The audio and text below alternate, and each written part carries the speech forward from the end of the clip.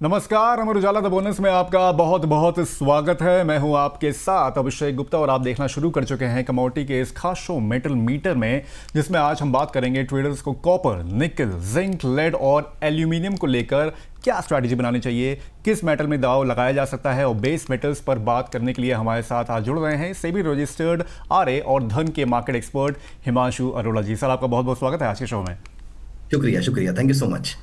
चलिए शो शुरू करते हैं। उससे पहले एक बार देख लेते हैं कि आप बेस मेटल्स का हाल क्या है, कैसी बढ़ोतरी, कैसी हलचल वहाँ पर देखने को मिल रही है। तो यहाँ पर अगर देखें, हम लोग कॉपर की बात हम लोग करें तो यहाँ पर देख सकते हैं कि आज सभी ऑलमोस्ट यहाँ पर जो हमारे बेस मेटल्स हैं अच्छा परफॉर्म करते हुए देख रहे हैं। हालांकि लेड थोड़ा सा जो है वो फ्लैट है।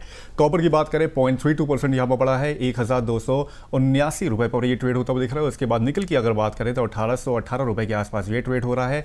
आधे फीसदी से ज़्यादा इसमें बढ़ोतरी देखने को मिली है। जिंक की बात करें 340 रुपये के आसपास ये ट्रेड हो रहा है। 0.19% की बढ़ोतरी यहाँ पर देखने को मिली है। लेड यहाँ पर अभी फ्लैट है, 199 रुपये के आसपास इसका भाव चल रहा है। वहीं एल्यूमिनियम की अगर बात करें तो 0.07% की हल्की सी में भी बढ़त है, 364 रुपए के आसपास ये ट्रेड होता हुआ फिलहाल दिख रहा है।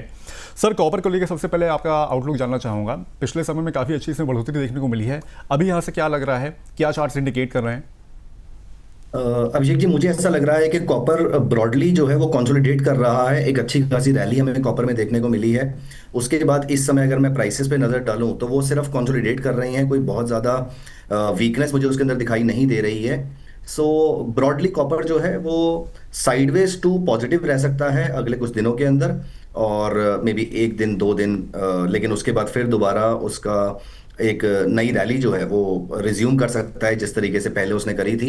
सो यहाँ पर मुझे पर्सनली ऐसा लग रहा है, मैं कॉपर में ज़्यादा बियरिश नहीं हूँ। फंडामेंटल्स भी बहुत ज़्यादा बियरिश नहीं है, सिर्फ टेम्पररी थोड़ी सी एक वीकनेस देखने को मिल रही है। कंसोलिडेशन है 2-3-4 दिन के आसपास की, उसके बाद से उसमें रैली जो है वो मुझे वापस रिज्यूम होती हुई दिख रही है। सो अगर हम देखें तो स्टेट ऑफ हॉर्मोज अभी पूरे तरीके से ब्लॉकेड हो चुकी है। उसकी ब्लॉकेड का मतलब अब हमारे सामने थोड़ी सी पिक्चर एटलीस्ट ये क्लियर हो रही है कि वॉर हो रहा है या नहीं हो रहा, उससे फर्क नहीं पड़ रहा है, लेकिन वॉर खत्म तो नहीं हो रहा है हमारा। और जो यूएस ने उसकी ब्लॉकेट बना के रखी हुई है, उसकी वजह से अब आपकी चीज़ों की सप्लाई की शॉर्टेज होनी बंद हो जाएगी, और उसका कारण अमेरिका रहेगा मेरे ख्याल से। और जब चीज़ों की शॉर्टेज होगी तो उनके प्राइसेस बढ़ने के चांसेस होंगे। For example, straight of Hormuz से सल्फ्यूरिक एसिड पास होता है। सल्फ्यूरिक एसिड जिंक और कॉपर के लिए बहुत इंपॉर्टेंट रिक्वायरमेंट होती है उनकी प्रोडक्शन के लिए। अगर सल्फ्यूरिक एसिड नहीं पास करेगा स्ट्रेट ऑफ हॉर्मुज से तो कॉपर की सप्लाई कम हो जाएगी, जिंक की सप्लाई कम हो जाएगी। इसकी वजह से इसके प्राइसेस में तेजी रह सकती है।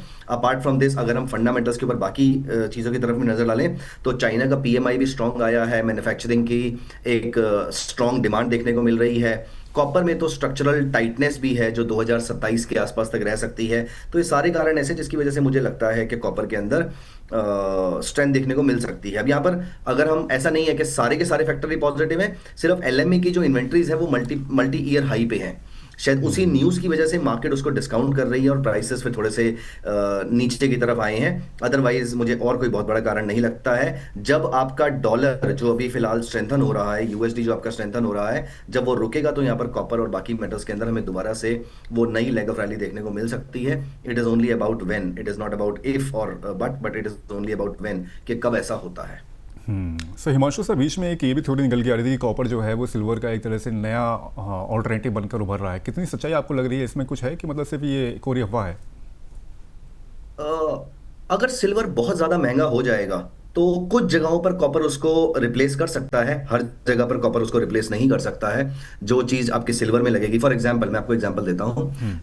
हम जनरली बोलते हैं कि दुबई का गोल्ड जो है वो ज्यादा अच्छा होता है कंपेयर टू इंडिया का गोल्ड। उसका रीजन ये है कि इंडिया में जो गोल्ड में इम्प्योरिटी ऐड होती है वो या तो कॉपर की फॉर्म में होती है या फिर लेड की फॉर्म के अंदर होती है।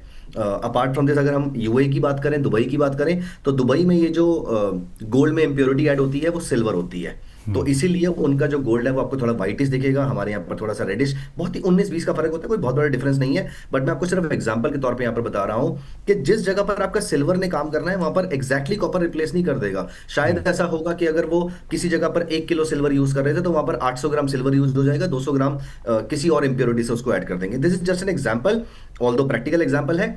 बट ठीक उस तरीके से जो काम बैटरी में अगर जितना आपका कंडक्टर, जितना good conductor of electricity silver है उतना कॉपर नहीं होगा। तो वहां पर आप थोड़ा सा रिप्लेसमेंट कर सकते हो, पूरे का पूरा आप उसको चेंज ही कर दोगे ऐसा नहीं होने वाला है। तो सिर्फ थोड़ी सी उसकी डिमांड कम हो सकती है, लेकिन वो भी तब होगी जब सिल्वर के प्राइसेस ऐसा हो जाएगा कि हमने कभी जिंदगी में देखे ही ना हो। For example hypothetically 5 lakh 6 lakh के आसपास हो जाए या 4 लाख के ऊपर सस्टेन करना शुरू कर दें, ऐसे टाइम पर होगा। अभी फिलहाल 2.5 लाख के लोगों को आदत पड़ती जा रही है, उस तरीके से प्राइसिंग चेंज हो जाएगी। फिर उसके बाद जब कभी 5-6 लाख के आसपास होगा तो शायद ये डिस्कशन दोबारा से स्टार्ट होगा, बट ये इमीडिएटली ऐसी चीजें नहीं हो सकती। आप ये सोचिए कि अगर कोई इंडस्ट्री पिछले 50 साल से सिल्वर को यूज कर रही थी किसी चीज में, अब all of a sudden copper के लिए वो मशीनरी भी तो चेंज करनी पड़ेगी, वो कहां से आएगा? अब एक कंपनी सोचेगी कि मैं कॉपर की एक सप्लाई चेन, एक वैल्यू चेन मैं एस्टैब्लिश करूं, उसके लिए टाइम लगेगा। मुझे मैन्युफैक्चरर से बात करनी पड़ेगी, मुझे प्रोड्यूसर से बात करनी पड़ेगी, फिर मेरा प्रोडक्ट की क्वालिटी खराब होगी, फिर मुझे अपने वेंडर से बात करनी पड़ेगी। तो बहुत सारी चीजें चेंज होनी होती है। वो डिस्कशंस के लेवल पे अच्छी बात है,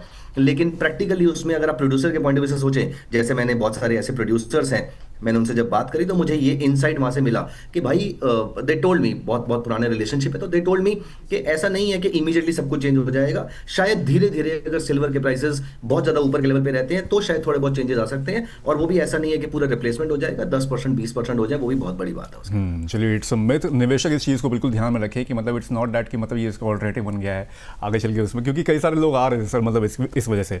सर चार्ट्स पे अभी क्या लग रहा है कि कॉपर अभी अगर आप देखें तो उसमें क्या अभी इंडिकेशन मिल रहे हैं उसमें, अगर आप चार्ट दिखा सके तो?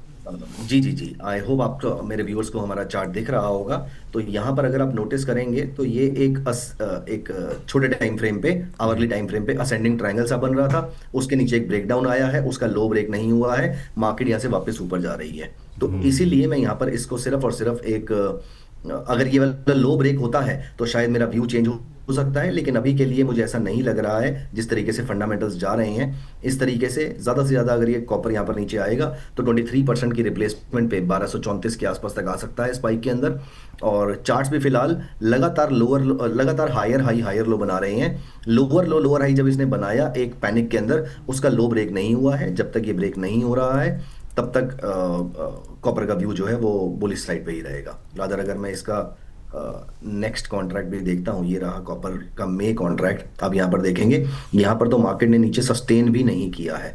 सो मुझे नहीं लगता कि डाउनसाइड के लिए कोई ऐसा पैनिक वाला कोई सिग्नल ट्रिगर हुआ है। जब मे कॉन्ट्रैक्ट के अंदर आपका कॉपर 1270 के नीचे सस्टेन करना शुरू करेगा तो जाके बियरिश ओपिनियन फॉर्म हो सकता है। अभी तक पिछले 3 दिन से लगातार ये लेवल सपोर्ट लेता हुआ दिख रहा है, और मेरा व्यू और स्ट्रांग हो जाएगा अगर ये 1290 1290 के ऊपर अगर सस्टेन करना शुरू कर देता है, और मैं ऑलमोस्ट कंफर्म हो जाऊंगा 1300 के ऊपर, और वहां से फिर जो मैंने आपको पहले स्टेटमेंट से स्टार्ट किया था कि फिर इन दैट केस हमें कॉपर के अंदर एक नई लेग ऑफ रैली देखने को मिल सकती है। सो उसका पहला कंफर्मेशन आएगा 1200, इस पिछले वाली कैंडल की हाई के ऊपर 1285 या 1290 के ऊपर, और 1300 के ऊपर तो कंग हो आपकी एक नई लेग ऑफ रैली शुरू हो सकती है वहां पर।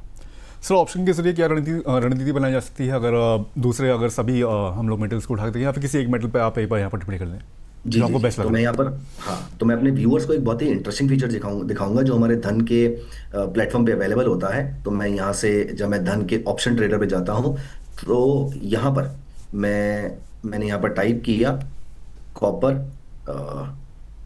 Future summary. तो मैंने फ्यूचर समरी पहले से यहाँ पर ओपन करके रखी है। ये कॉपर की फ्यूचर समरी है जो मुझे रेगुलरली बिल्डअप देती रहती है कि मार्केट में बिल्डअप कहाँ से हो रहा है। तो यहां पर आपको दिख रहा है अभी के लिए मार्केट सिर्फ कंसोलिडेट कर रही है। अप्रैल वाला जो कॉन्ट्रैक्ट है, यहां पर अगर आप देखेंगे तो यहां पर कुछ भी नहीं है क्योंकि कॉन्ट्रैक्ट एक्सपायर हो रहा है।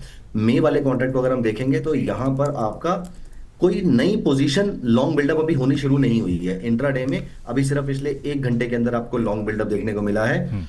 अगर यहाँ पे प्राइसेस थोड़े से ऊपर के लेवल पे सस्टेन करते हैं तो इस जगह पर आपका एक अच्छा लॉन्ग बिल्डअप देखने को मिलता है और प्राइसेस में स्ट्रेंथ देखने को मिलती है। तो मैं यहाँ पर कॉल ऑप्शन बाय करना प्रेफर करूंगा, क्योंकि नीचे डाउनसाइड बहुत ही लिमिटेड है और अपसाइड अनलिमिटेड हो सकती है। अनलिमिटेड मतलब अपसाइड एक ऊपर शार्प हो सकती है क्योंकि मार्केट एक रेजिस्टेंस ब्रेक करेगी।